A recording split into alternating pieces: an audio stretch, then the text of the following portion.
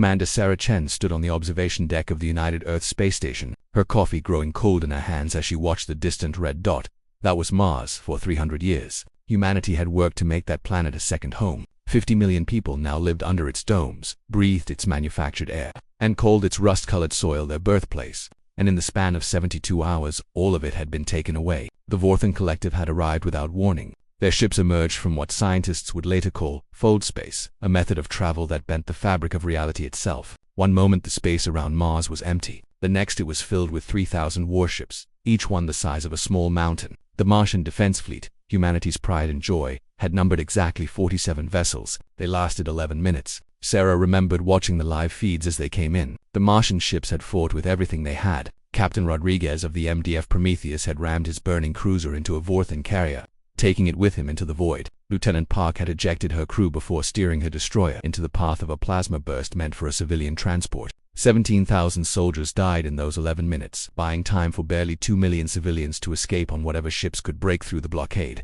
The remaining 48 million people on Mars became prisoners overnight. Back on Earth, the reaction was immediate and visceral. Sarah had never seen anything like it. For centuries, humanity had bickered and fought among themselves. Nations had competed, corporations had schemed, and politicians had argued. But when the news broke that alien invaders had seized Mars and taken nearly 50 million humans hostage, something fundamental changed in the collective human spirit. The United Nations Emergency Council convened within 6 hours of the attack. For the first time in recorded history, every single nation on Earth voted unanimously on a resolution.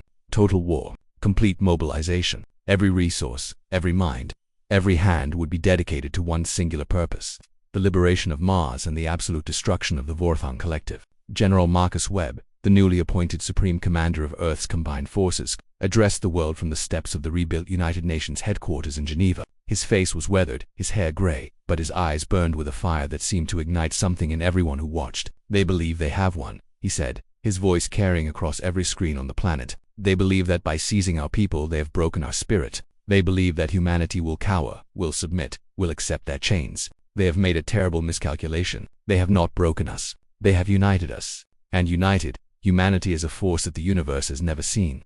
The speech was broadcast in 200 languages. Within 24 hours, military recruitment centers around the world had lines stretching for miles. Young and old, rich and poor, from every nation and every background, people volunteered. But the military was only one part of Earth's response. The world's greatest minds gathered at the newly established Prometheus Research Complex in Antarctica. Dr. Yuki Tanaka, a physicist who had spent her career studying theoretical propulsion systems, was put in charge of reverse engineering whatever Vorthan technology they could get their hands on. The escape pods and debris from the Battle of Mars had brought back fragments, and those fragments became the most valuable objects on Earth.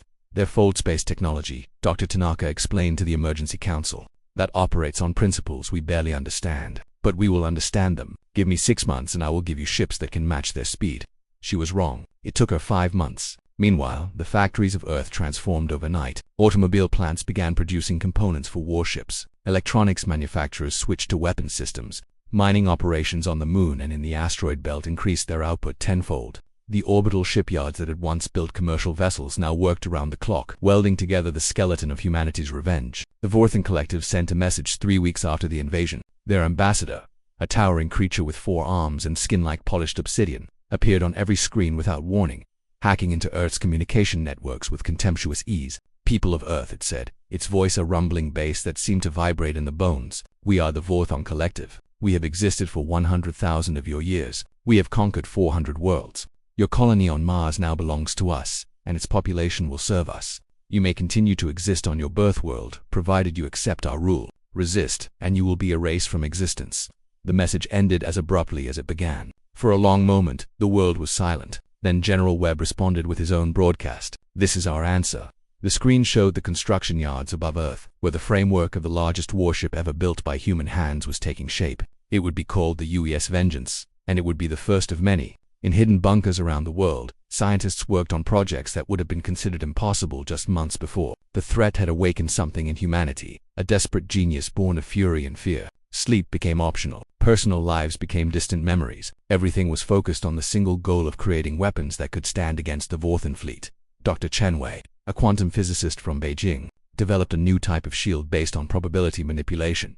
Dr. Aluwazin Adebayo from Nigeria created synthetic soldiers, tireless machines with human-level intelligence and the durability of tanks. Dr. Alena Volkov from Russia perfected a new generation of railguns that could accelerate projectiles to a fraction of the speed of light. Every week brought new breakthroughs. Humanity was tearing through centuries of theoretical development in months. Driven by a collective rage that refused to accept defeat, the Vorthon had expected fear and submission. Instead, they had awoken a sleeping giant and filled it with a terrible resolve. Sarah Chen finished her cold coffee and set the cup aside. Below her, another transport ship launched from Earth's surface, its hull packed with fresh recruits heading for training. The newscaster on the nearby screen announced that 150 million people had enlisted in the first month alone. More were joining every day. She looked back at Mars, now a prison for 48 million of her people. The Vorthon thought they had won. They thought humanity would break, but Sarah had read enough history to know better. Humanity had faced extinction before, had stared into the abyss more times than she could count. Each time, they had found a way to survive,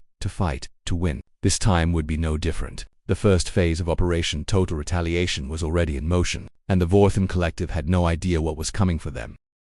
8 months had passed since the fall of Mars, and the underground city of New Shanghai hummed with activity that never stopped. Built 3 kilometers beneath the Gobi Desert, this massive complex served as humanity's primary weapons development center. 20,000 scientists, engineers, and support staff lived and worked here, hidden from Vorthon sensors by layers of rock and advanced jamming technology. Dr. Yuki Tanaka walked through the main hangar bay. Her tablet clutched to her chest as she inspected the prototype that would change everything. The ship before her looked nothing like the bulky cruisers humanity had used before. It was sleek, angular, with lines that seemed to bend light itself. They called it the Phantom, and it was the first human vessel capable of fold space travel. "The final calibrations are complete," said her assistant, Dr. James Morrison, jogging to keep up with her brisk pace. "We've run the simulations 3,000 times. There's a 97% chance the drive will work as intended." "And the other 3%?" Yuki asked without slowing down. "Various degrees of catastrophic failure. The worst-case scenario involves creating a localized black hole that would consume the ship and everything within 50 kilometers. Yuki nodded as if he had just told her the weather forecast. "Acceptable. Prepare for the test flight." 2 hours later, the Phantom launched from a concealed exit in the mountains of Mongolia. Yuki watched from the underground command center as the small craft rose into the night sky, its stealth systems making it invisible to both human and Vorthon sensors. Colonel David Park sat in the pilot's seat, his hands steady on the controls. He had volunteered for this mission knowing full well that he might not survive it. Engaging fold space drive in 30 seconds, his voice crackled over the secure channel. "If this works, I'll see you on the far side of the moon. If it doesn't, tell my daughter I love her." The countdown reached 0. The Phantom seemed to stretch, its image distorting like a reflection in disturbed water. Then it vanished, leaving behind nothing but empty space. For 37 seconds, the command center was silent. Yuki held her breath, her fingernails digging into her palms. Then the communication system burst to life. "This is Colonel Park. I'm looking at the dark side of the moon. The fold space drive works. Repeat, the fold space drive works."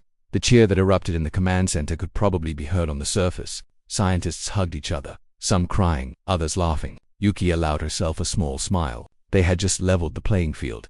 Meanwhile, on Mars, the resistance was growing. Captain Miguel Santos had been a mining engineer before the invasion. Now he led a network of 3,000 resistance fighters spread across the planet's underground tunnel systems. The Vorthon controlled the domes and the surface, but they had never bothered to map the countless mining shafts that ran beneath the red soil. That oversight was proving costly. Miguel crouched in a narrow tunnel, watching through night vision goggles as a Vorthon patrol passed overhead. The aliens were tall, powerful, and their weapons could vaporize a human in seconds. But they were also arrogant. They saw humans as primitive creatures, barely worth their attention. That arrogance had allowed Miguel and his people to survive and organize. "Report from Cell 7, whispered his second-in-command Rosa Gutierrez. "They've sabotaged the atmospheric processes in Olympus City. The Vorthon will have to divert resources to fix it." "Good. Tell Cell 12 to hit the weapons depot while they're distracted. We need those plasma charges." It was a delicate balance. The resistance couldn't win a direct fight against the Vorthon. Their technology was too advanced, their soldiers too numerous, but they could make the occupation difficult. They could force the aliens to spread their forces thin, and most importantly, they could gather intelligence for the day when Earth's fleet arrived. That intelligence was already flowing. Through a network of hidden transmitters and carefully timed burst communications, the Resistance sent everything they learned back to Earth. Patrol patterns, ship schedules, the location of command centers, the weaknesses in Vorthon armor. Every piece of information was recorded, analyzed, and incorporated into Earth's battle plans. Back on Earth, those plans were taking shape in General Webb's war room. The Supreme Commander stood before a holographic display of the solar system surrounded by his top strategists. The blue marble of Earth floated in the corner of the projection, while the red dot of Mars pulsed with enemy indicators.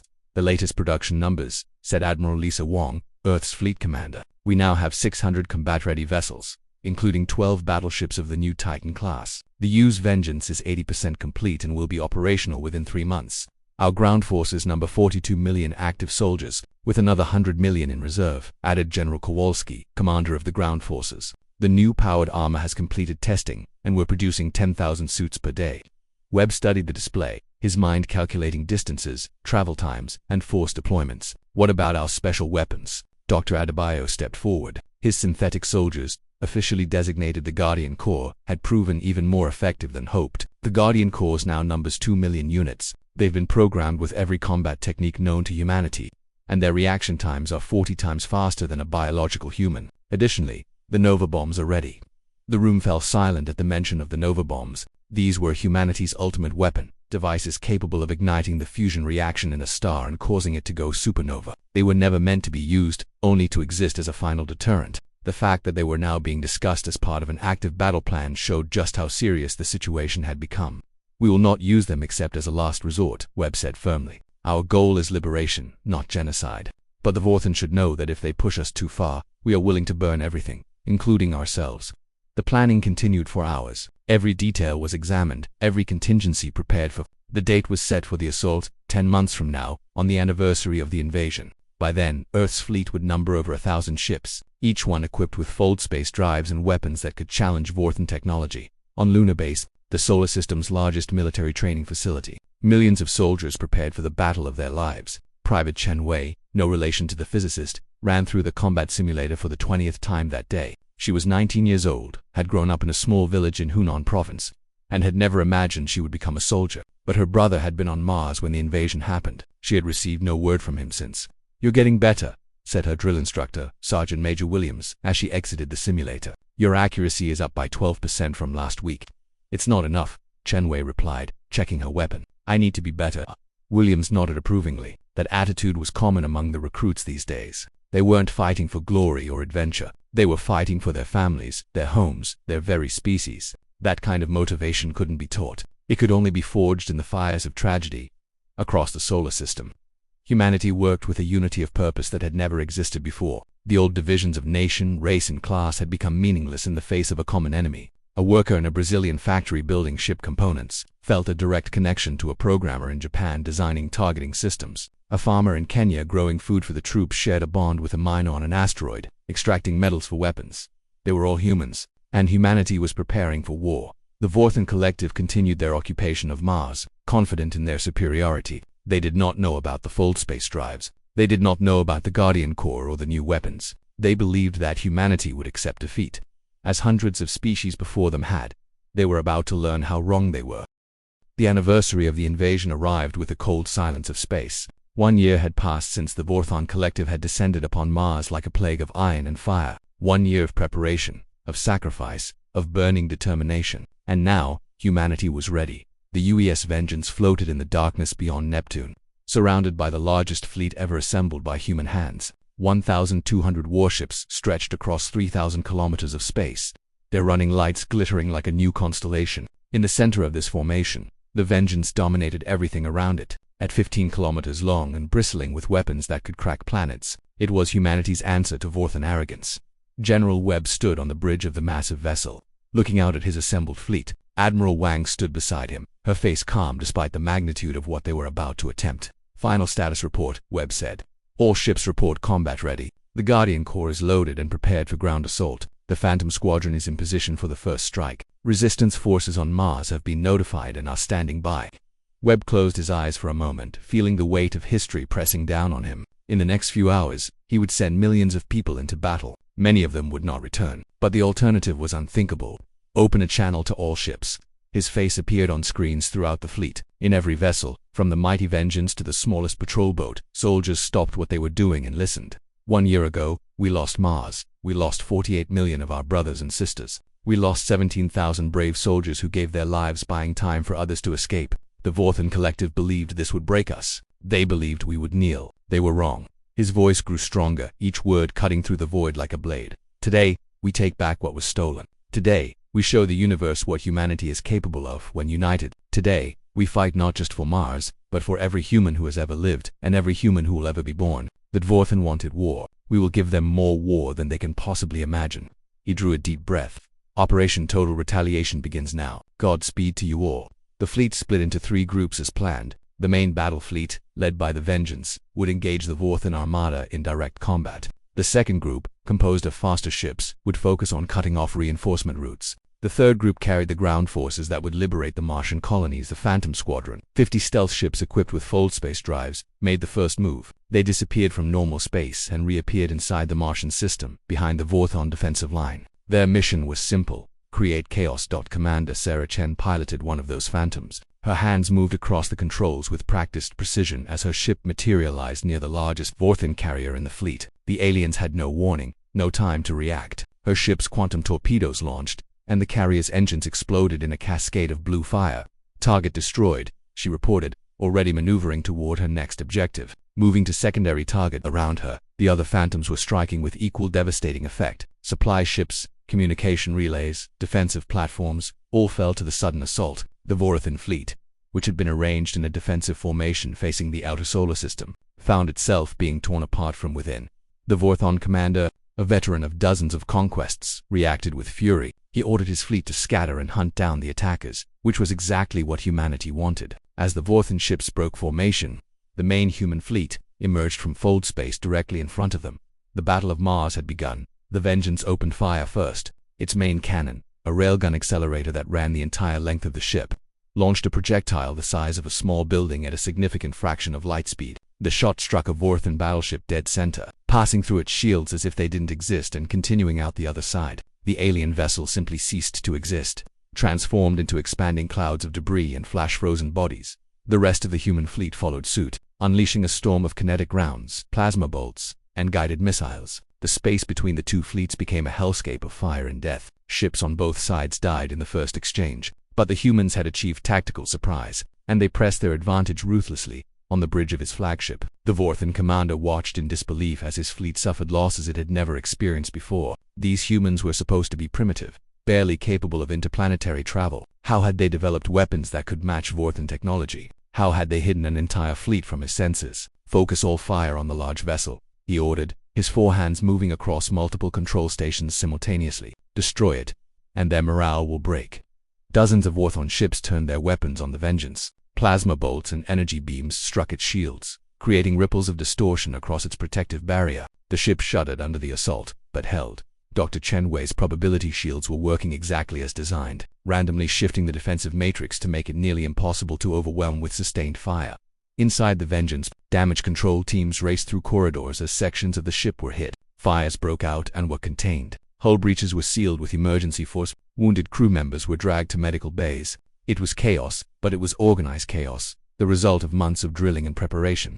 Shields at 62% and holding, Admiral Wang reported. All main weapons functioning. We're giving as good as we're getting. Better than good, Webb replied, watching the tactical display. Dvorthan ships were dying at a ratio of 3 to 1. Their technology might be advanced, but human tactics were proving superior. Centuries of warfare had taught humanity lessons that the Dvorthan, accustomed to overwhelming their enemies with sheer force, had never needed to learn. While the space battle raged, the ground assault began. Drop pods launched from the transport ships, screaming through the Martian atmosphere like metallic meteors. Each pod carried either a squad of human soldiers in powered armor or a unit of Guardian Corps synthetic warriors. The Dvorthan surface defenses tried to shoot them down, but the Phantom Squadron had already destroyed most of the anti-air installations. Colonel Park, who had survived the first fold space test to become one of the mission's senior commanders, led the assault on Olympus City, the largest Martian settlement. His pod crashed through the dome, opening a breach that his soldiers poured through. They emerged, firing, cutting down the Dvorthan guards who rushed to respond. Resistance fighters, we're inside,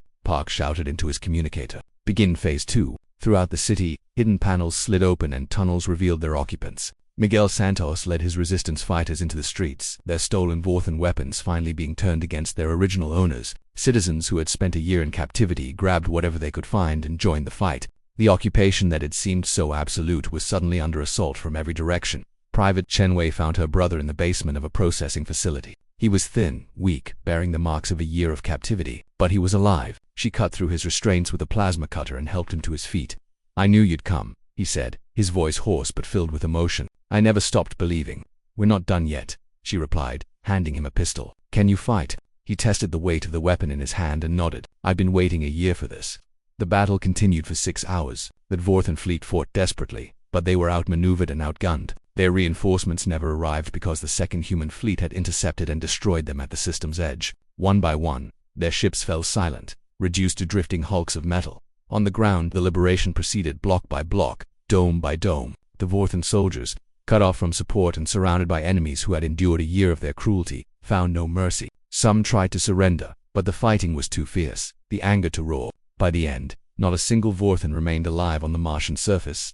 As the last Dvorthan warship exploded, a cheer rose across the human fleet. Soldiers embraced, some crying, others laughing in disbelief. They had done it, against all odds, against an enemy that had conquered hundreds of worlds. They had won, but General Webb knew this was only the beginning. The Dvorthan collective was vast, spanning dozens of star systems. They would come back, with more ships and more soldiers. The war was far from over. It was time to take the fight to them. The liberation of Mars sent shockwaves across the galaxy. For 100,000 years, the Dvorthan collective had known only victory. They had crushed civilizations more ancient than humanity, absorbed species more technologically advanced, and built an empire spanning 40 star systems. The concept of defeat was almost alien to them now. For the first time in their recorded history, they had lost, and not to some elder race with millions of years of development behind them, but to a species that had barely left their own solar system a few centuries ago. The news spread through Dvorthan space like a disease, and something unprecedented began to happen. The conquered peoples started to hope. General Webb stood in the war room of the Vengeance, which had become the de facto command center for humanity's forces. The tactical display now showed far more than just the solar system. Intelligence gathered from the Battle of Mars, combined with data from captured Dvorthan computers, had given them a map of the entire collective.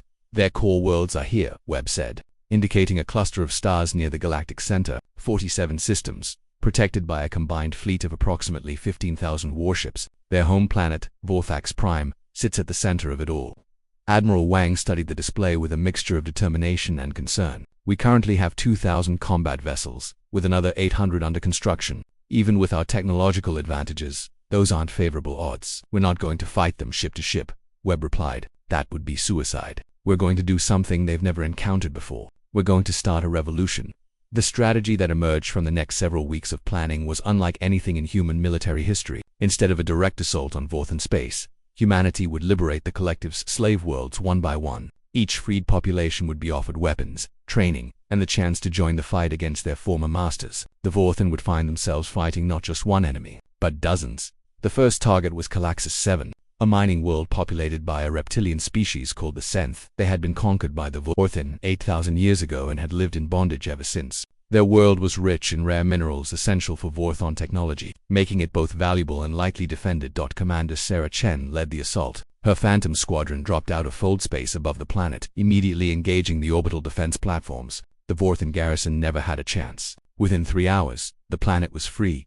Sarah landed her ship outside the largest mining complex, where thousands of synth workers had gathered to witness the impossible. They were shorter than humans, with scaled green skin and large yellow eyes that blinked in confusion at their liberators. A translator device allowed Sarah to address them. "The Dvorthan collective no longer rules this world," she announced. "You are free. If you wish to remain so, we can help you build defenses and train soldiers. If you wish to strike back at those who enslaved you, ships and weapons will be provided."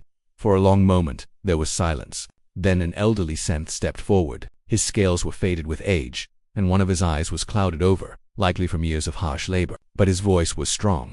"For 8,000 years we have waited for this day," he said. "My grandmother told me stories of freedom, passed down from her grandmother before her. We never stopped believing that someday, someone would stand against evil. You have given us that day. Ask what you will of us, and we will give it gladly."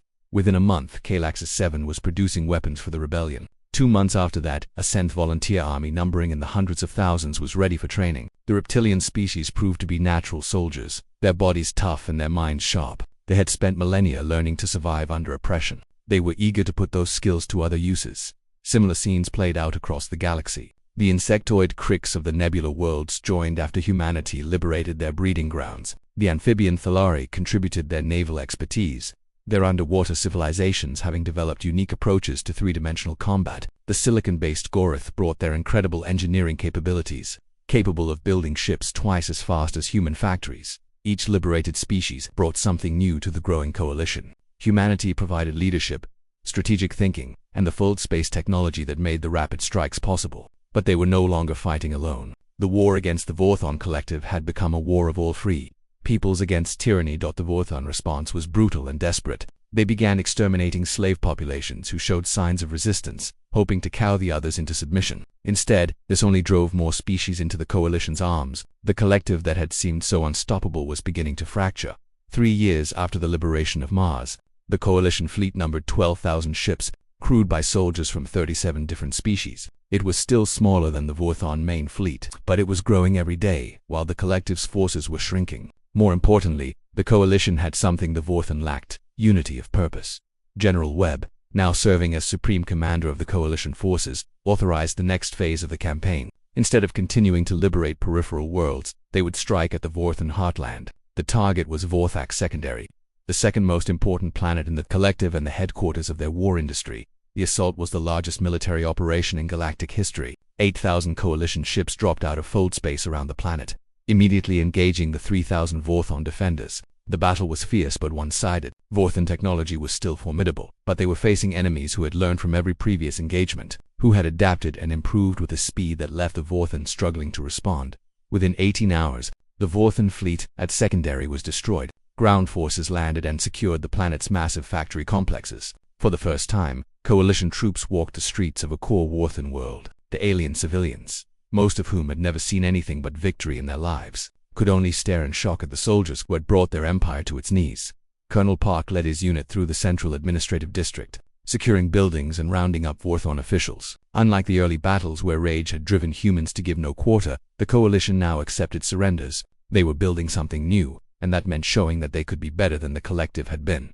A young Vorthon approached Part, her forearms raised in submission. Unlike the warriors, she wore the robes of a scholar, and her eyes held more curiosity than fear.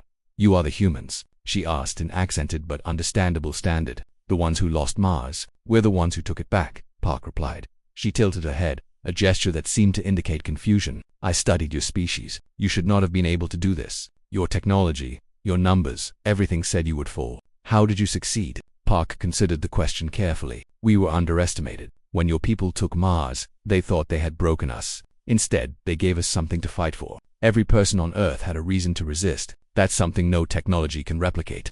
The scholar seemed to process this. "You fight for each other," she said slowly. "We fight because it is our nature, our purpose. We conquer because we always have. But you fight for meaning beyond conquest."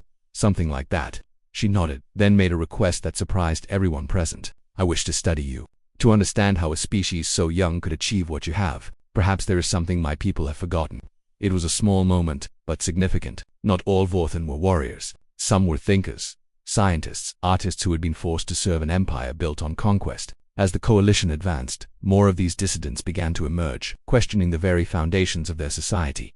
The road to Vorthax Prime lay open, but Webb knew that the final battle would be the hardest of all. That Vorthon would not surrender their homeworld without a fight, and they still had 10,000 warships defending it, along with weapons that had never been deployed before. The war was about to enter its final chapter. Humanity and its allies had come further than anyone had thought possible. Now they had to finish what they had started, or watch everything they had built come crashing down. 5 years after the day the Vorthon seized Mars, the coalition fleet assembled in the shadow of a dying star. 14,000 warships from 42 species waited in silence, their crews preparing for the battle that would decide the fate of the galaxy. The target lay just one fold space jump away, Vorthax Prime, heart of the collective, seat of the Supreme Council, and home to 4 billion Vorthon souls. General Marcus Webb, now older and bearing the scars of half a decade of war, addressed the coalition from the Bridge of the Vengeance.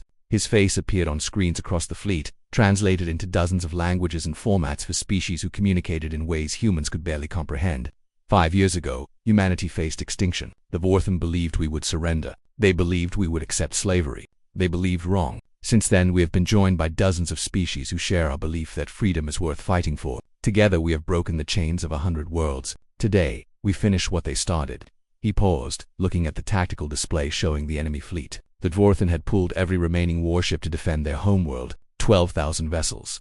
including their most powerful dreadnoughts and experimental weapons platforms that had never been seen in combat. It would be the hardest battle humanity had ever fought. Many of us will not survive this day. But if we fail, if we turn back now, everything we have sacrificed will be meaningless. The Vorthin will rebuild, they will adapt, and they will make sure that no species ever rises against them again. We cannot let that happen. For our children, for all those who will come after us, we must win, and we will win. The fleet jumped. They emerged into chaos. The Vorthin had expected them, and both fleets opened fire the moment they materialized. The space around Vorthax Prime became a storm of energy weapons, kinetic projectiles, and exploding ships. Vessels died by the dozens in the first minute, their crews having no time to react before being transformed into expanding clouds of debris.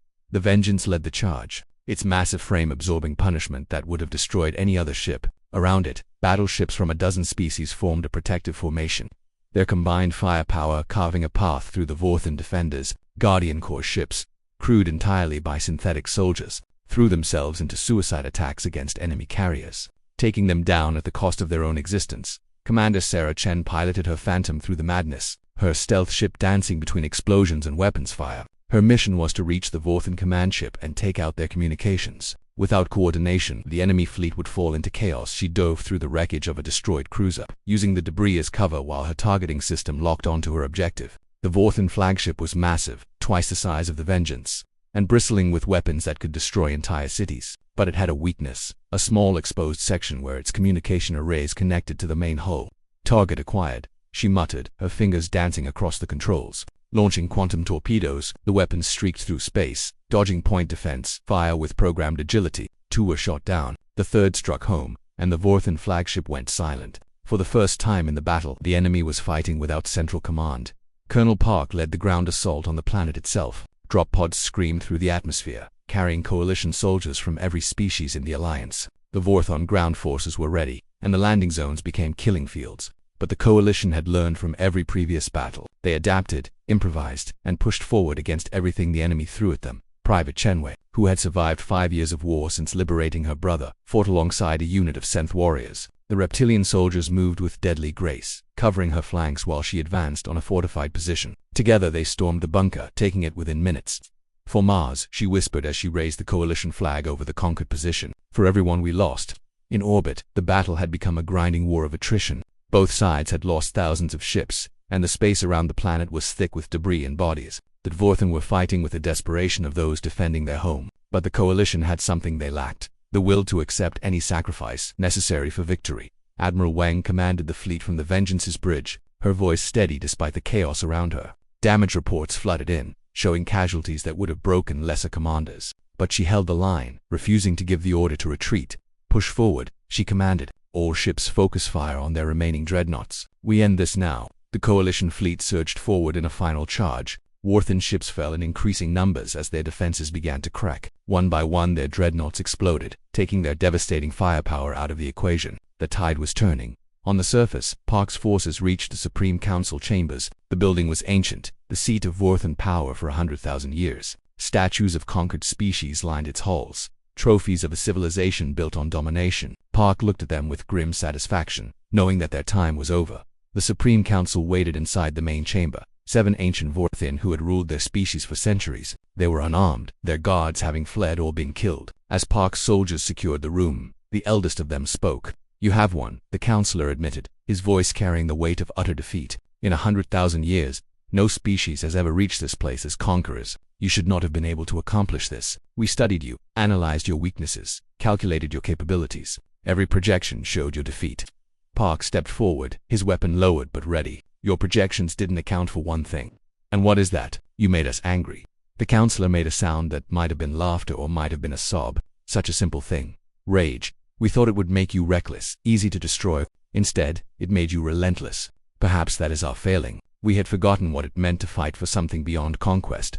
In orbit, the last Vorthon dreadnought fell. Admiral Wang watched as it exploded, its death marking the end of organized resistance. Around the planet, enemy ships were surrendering in increasing numbers, their crews recognizing that the war was over. The coalition had one. Webb received the news on the Vengeance's battered bridge. Half his crew was dead, the ship itself barely holding together. What they had done it. The Vorthin collective, which had terrorized the galaxy for 100 millennia, was finished. "Open a channel to all ships," he said, his voice hoarse from hours of shouting orders. "All species. His face appeared on screens throughout the fleet and on the planet below. Coalition soldiers from 42 species watched as the old general spoke. The war is over. The Vorthon Collective has fallen. Today, we celebrate not just victory, but the birth of something new. For the first time in history, species from across the galaxy have come together not as conquerors but as allies. We have proven that tyranny, no matter how ancient or powerful, can be defeated when free peoples stand together. He paused, looking at the tactical display one last time. Let this be a lesson to any who would threaten freedom. Humanity does not surrender, and with our friends beside us, we never will. The cheering began on the ships and spread to the planet below. Human soldiers embraced Synth warriors. Krix engineers celebrated with Thaleri navigators. Species that had been enemies for millennia joined together in a moment of shared triumph. The old order was dead. Something better was being born.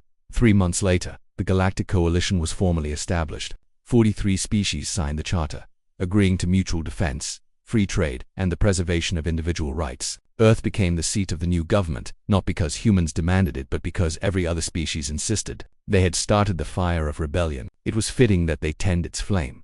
Sarah Chen retired from the military and took up a position at the new Interspecies Academy, training the next generation of coalition officers. Miguel Santos returned to engineering, helping to rebuild Mars into the thriving world it had been before the invasion. The scholar who had surrendered to Colonel Park became one of the leading voices advocating for Vorthon integration into coalition society. That and in the memorial garden built outside the United Nations, a simple monument stood bearing the names of every human who had died in the war. Visitors from across the galaxy came to pay their respects, leaving offerings in their own traditions. They understood what had been sacrificed to create this new era. Humanity had been tested, and had emerged stronger than anyone could have imagined. They had turned defeat into victory, isolation into alliance, and rage into purpose. The galaxy would never forget what they had accomplished. And somewhere in the vastness of space, other species yet unknown looked at the stars and wondered if these humans might one day find them too. If they did, they hoped it would be as friends. Because as the galaxy had learned, having humanity as an enemy was something no one wanted to experience twice.